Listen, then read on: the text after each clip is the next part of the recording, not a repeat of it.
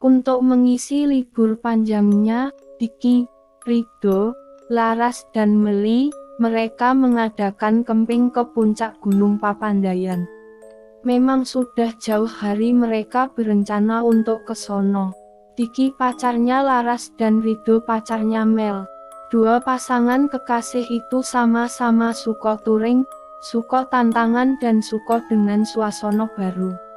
Terlihat mereka berempat lagi sibuk memasukkan barang bawaan ke dalam bagasi mobil. Sesaat setelah beres mengepak semua barang, akhirnya mobil melaju kencang membawa keempat muda-mudi itu. Tiba di suatu desa di kaki gunung, mobil pun berhenti. Di desa itu memang agak sepi. Mereka rencananya mau bertemu kepala desa untuk menitipkan mobilnya, karena mobil gak mungkin bisa dibawa naik gunung dan jalan mobilnya pun kuman sampai desa itu. Sesaat mereka podo diam sambil melihat-lihat suasana desa yang tertata rapih.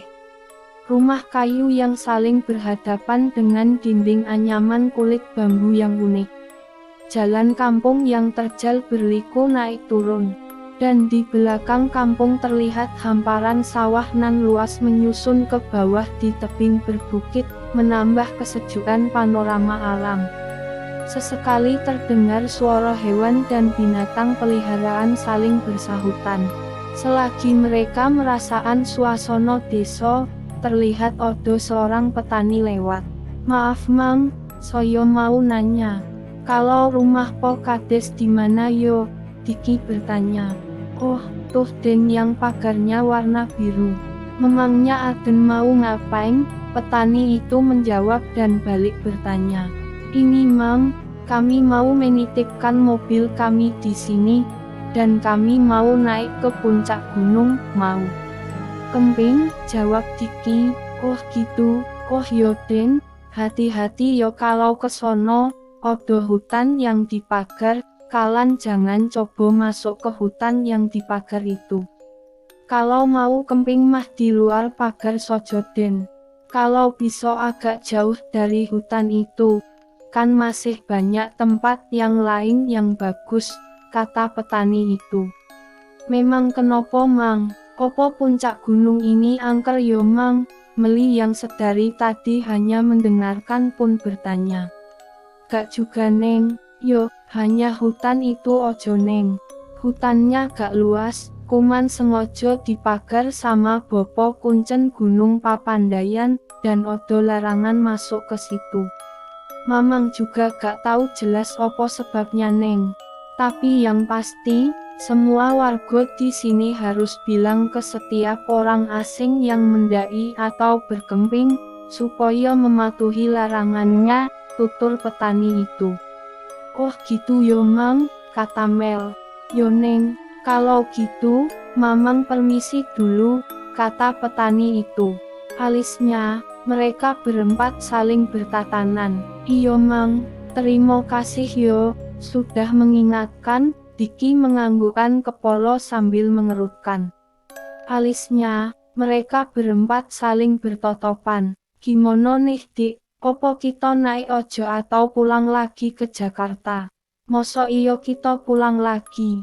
Lagian tuh sih, Mamang nakut-nakutin kita ojo," Rido menggerutu heran. "Yo, kita jadi kemping di sono dong. Gak ada salahnya kita nurutin opo kata si Mamang tadi. Kan si Mamang juga gak melarang kemping di sono.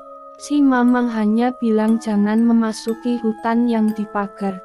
"Udahlah, jangan podo parno kalian, mending sekarang kita temui dulu Pak Kades.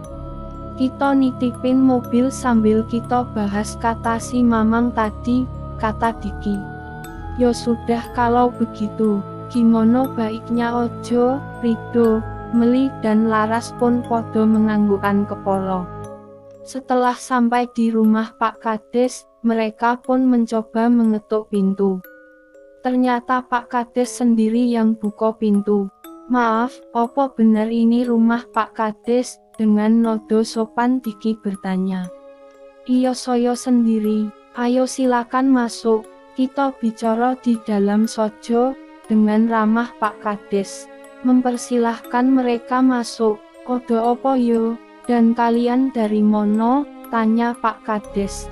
Kami dari Jakarta Pak. Datang ke sini mau kemping ke puncak gunung. Kalau gak keberatan, kami mau nitipin mobil kami di sini, kata Diki. Oh tidak bisa di dalam rumah maksudnya, hehehe.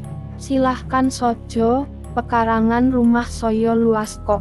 Kayaknya untuk 4 mobil juga masuk, seraya bercanda Pak Kades mengizinkan. Hehehe, lia Pak, terima kasih sebelumnya. Kami kuman bawa 1 mobil kok Pak, jawab Diki sambil tersenyum. Emangnya kalian kuman berempat? Opo yakin kalian gak takut kemping hanya 4 orang? Tanya Pak Kades. Gak Pak, kami sudah terbiasa kemping berempat kok, jawab Diki. Oh, gitu. Oh yo satu lagi, di sono kalian jangan mencoba masuk hutan yang dipagar. Entah opo alasannya, yang pasti itu demi keselamatan kalian. Kalau mau kemping lebih baik agak jauh dari hutan itu, tutur Pak Kades. Iyo Pak, kami sudah tahu dari Bapak Tani yang lewat tadi, jawab Diki. Oh gitu, yo sudah, selamat mendaki ojo. Semoga kalian selamat sampai tujuan dan kembali lagi, kata Pak Kades. Akhirnya mereka pun berpamitan berangkat menuju puncak gunung. Langkah demi langkah terayun naik melewati bukit-bukit kecil, mendaki tonggo alam dan bebatuan terjal nan curam. Sesekali mereka menghela napas berhenti sejenak dan melanjutkan kembali. Setelah lomo di perjalanan, akhirnya mereka pun sampai ke puncak Gunung Papandayan. Rasa lega terlihat di wajah mereka. Asteris sepertinya tempat ini cocok buat kita mendirikan tenda. Hanya tempat inilah yang dekat dengan air, kata Laras sambil melihat aliran air yang mengalir dari bebatuan. Tak jauh dari tempat itu memang terlihat hutan yang dikelilingi pagar. Dik, mungkin hutan itu yang Pak Kades maksud, Rido bicara sambil matanya melihat ke arah hutan itu. Iyo do, padahal hutannya gak ada yang aneh yo. Masih sama kok sama hutan yang lain, jawab Diki. Bener Dik, mungkin warga desa ojo yang penakut yo. Mungkin di hutan itu ada ular atau hewan buas kali, makanya dipagar, kata Rido. Hus, lu sok tahu, diam lul di sini lu jangan asal bicara, kata Diki mengingatkan. Iyo lia, tapi Dek, opo gak terlalu dekat dengan hutan itu jika kita mendirikan tenda di sini?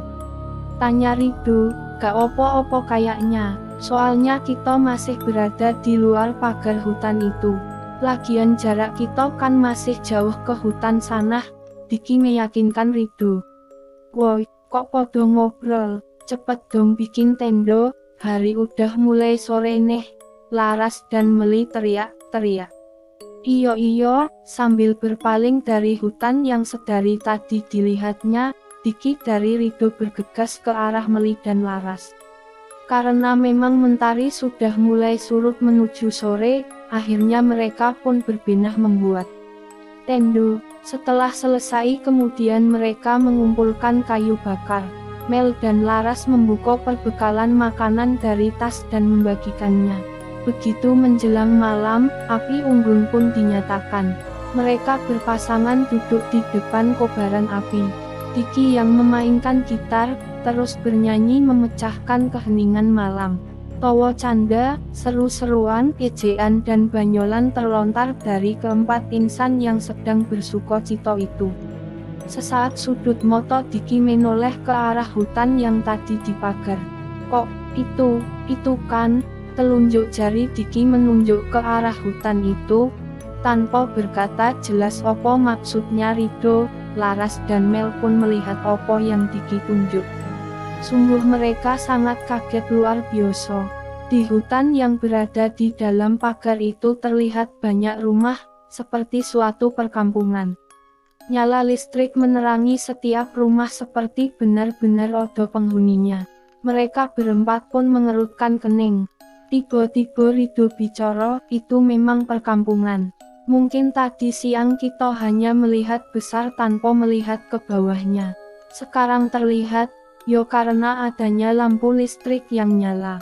Bener pohon-pohon go, iyo sih, tapi kita harus ingat sama ucapan Pak Kades dan petani tadi, Diki menjawab sambil melirik ke arah Rido. Sudahlah, jangan terlalu dipikirin lagian tuh kampung emang seharusnya dipagar. Kalau gak dipagar, entar odo kecoa masuk terus lari-lari dan terbang dan nempel di kening. Lih takut, Meli nimbrung, omongannya gak jelas penuh candaan. Meli, serius dong, kita mungkin lagi berhadapan sama gaib taul, Laras yang pendiam sedikit. Membentak Mel, lagian kalian yang dibahas itu mulu. Kita kesini kan mau seneng-seneng, bukan mau uji nyali, Meli. Cemberut Manjo, oyo Mel, antar aku yuk. Aku gerah neh pengen mandi. Aku gak bakalan bisa tidur kalau belum mandi.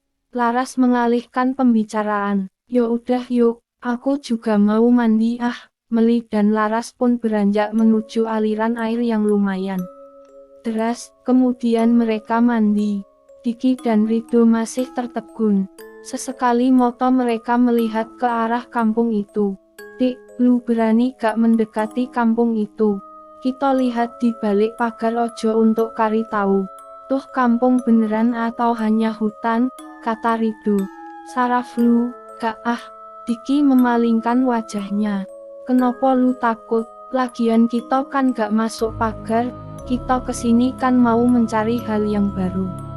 Jarang-jarang loh ada kesempatan buat kita untuk tahu kenapa dilarang keras masuk ke situ, bujuk Rido bersemangat. Kak ah, lagian lu jangan bermain-main dengan hal yang kayak gini do, kata Diki. Bukannya gu takut, tapi gu hanya ingin mematuhi peraturan yang berlaku, sambungnya. Alah, bilang ojo lu takut. Ku penasaran dik, kalau lu takut, biar ku pergi sendiri ojo ah. Ku yakin bahwa tuh memang benar rumah penduduk di sini. Gak odo angker-angkernya tahu. Lu nyo ojo yang terlalu mendramatisir keadaan, kata Rido semakin bersemangat. Lu jangan terlalu kepodo. Neh bukan Jakarta tahu, neh hutan, ingat lu. Kata Diki, justru di Jakarta gak odo yang kayak gini dik. Makanya gue pengen cari tahu, sahut Rido. Kep yo ngomong sama elu, gue odo habisnya. Terserah lu ah mau gimana juga. Diki jadi merasa kesal dengan Rido, yang terus bersih keras ingin melihat ke perkampungan itu. Widih malah naik darah, biasa ojo dong. Lagian gue kuman bercanda, gue juga sama takut kali, kata Rido. Terserah lu ah, yo udah. Ku mau mandi dulu, nyusul cewekku. Diki pun beranjak pergi. Tunggulku ikut, Rido pun ikut berdiri dan lari mengejar Diki yang menghiraukannya. Setelah mereka semua podo mandi, kemudian mereka kembali berkumpul di hadapan api unggun yang masih menyala. Kita masak dulu yuk, nyelapin makan malam, kata Meli sambil melihat Laras. Ayo, Laras menganggukkan kepala. Akhirnya mereka pun masak makanan yang mereka bawa. Membakar ayam kampung, bakar ikan, sambal saus pedas serta makanan lainnya yang mereka bawa. Setelah podo mateng dan siap santap, mereka pun makan bersama. Kok sudah makan malah ngantuk yo? Rido menguap. Tidur ah, Rido beranjak menuju tenda. Meninggalkan ketiga temannya. Dasar SMK lu, sudah makan kabur? Diki menggerutu sambil matanya melihat Rido yang berjalan tanpa komentar. Yo udah Mel, kalau lu ngantuk, tidur ojo sama Laras kalau odo opo-opo teriak ojo yo. Aku di tenda, sebelah sama Rido, kata Diki kepada Meli. Iyo Mel, yuk tidur ah. Kep banget nih badan, Laras mengajak Mel yang lagi asik mainin kayu yang terbakar. Yuk, Meli pun berdiri. Oyo dik, lu tidur juga dong. Gak takut lu sendirian di luar, Laras menatap Diki. Iyo bentar lagi, belum ngantuk, jawab Diki. Yo udah, aku tidur duluan yo. Met malam Huni, see you, jangan malam-malam tidurnya yo. Laras dan Meli pun beranjak menuju tendanya, meninggalkan Diki yang masih mainin asap rokok yang mengepul di bibirnya. Sesekali mata Diki melihat ke arah kampung itu. Dalam pikirannya, dia benar-benar yakin kalau tadi siang dia melihat sangat jelas sekali bahwa kampung itu hutan. Selagi dia duduk, tiba-tiba tengkuknya Odo yang meniup. Serentak Diki memegang tengkuknya dan menoleh ke belakang. Tapi tak Odo siapa-siapa. Pandangannya kembali tertuju ke kampung itu. Keningnya sedikit mengerut saat dia samar-samar melihat anak-anak yang lagi podo bermain. Terlihat dari kejauhan seperti bermain kelereng. Kok bisa yo main kelereng jam segini? Ini kan hampir jam 12 malam. Aneh, kenapa orang tuanya membiarkannya yo? Gumam Diki heran. Perlahan Diki berdiri dan tak melepas pandangannya. Entah Odo tarian opo sehingga dia seakan terhipnotis ingin melihat lebih dekat. Langkah demi langkah terayun pelan, sedikit demi sedikit mendekati pagar yang mengelilingi kampung itu hingga sampailah Diki di balik pagar. Pandangannya pun terus memperhatikan anak-anak itu. Tiba-tiba terlihat di salah satu rumah, seorang wanita lagi asik menyisik kutu di kepala teman wanita yang satunya lagi, layaknya ibu-ibu kampung yang lagi ngerumpi di siang hari sambil duduk di depan rumah. Astaga, kok bisa yo? Diki merasa heran, kenapa tengah malam di kampung ini kayak waktu di siang hari. Kemudian dia dikagetkan dengan penglihatannya lagi. Dia melihat seorang kakek tua sedang mengeluarkan kambing dari kandang dan menggiringnya seakan mau pergi menggembolo. Dan tepat di hadapannya juga terlihat seorang ibu-ibu sedang menyapu di halaman rumahnya dengan sapu lidi. Sesaat ibu itu berhenti menyapu. Dia terdiam, rupanya si ibu itu merasakan kehadiran seseorang yang memperhatikannya. Serentak ibu-ibu itu menoleh ke arah Diki. Diki merasa kaget luar biasa. Muka ibu itu pucat pasi, matanya melotot tajam. Diki pun mundur, beberapa langkah menjauhi pagar, kemudian membalikan badan dan lari ke arah tenda. Begitu masuk ke dalam tenda, dia tak melihat Rido. Napasnya masih terengah naik turun. Loh, kok Rido kemana? Gumam Diki. Kemudian dia keluar dan masuk ke tenda Laras dan Meli. Mel, Ras, Rido gak adal kemana yo? Tanya Diki. Aku ngantuk jawab Meli sambil matanya tetap terpejam. Mel, serius Rido gak Odo? Ras, bangun sayang. Odo yang gak beres, kata Diki menegaskan. Emangnya Rido kemana? Meli dan Laras pun terbangun. Mereka bertiga pun keluar untuk mencari Rido. Mereka lalu berteriak-teriak memanggil nama Rido. Sayang, kamu kemana sih? Kok gak bilang-bilang? Meli pun nangis-nangis. Aku curiga Rido pergi ke kampung itu. Sambil melihat Meli dan Laras Diki berbicara. Kenapa kamu yakin? Meli bertanya. Gak begitu yakin juga sih. Aku kuman curiga sojo masalahnya, aku juga yang tak ingin tahu, seakan Odo yang hipnotis dan menarikku untuk menuju ke sono. Apologi Rido, sebenarnya saat tadi kalian mandi, dia mengajakku melihat ke balik pagar kampung itu. Dia ingin tahu keadaan kampung itu, tapi aku menolaknya, tutur Diki. Kok dia nekat sih dik? Kan sudah tahu Odo larangan masuk ke sono. Masih mau tahu ajal kepo amat sih. Sayang, Meli nangis lagi. Yo udah, yuk kita lihat ke sono sojo. Mumpung belum lomo, kita jangan membuang waktu, ajak Diki.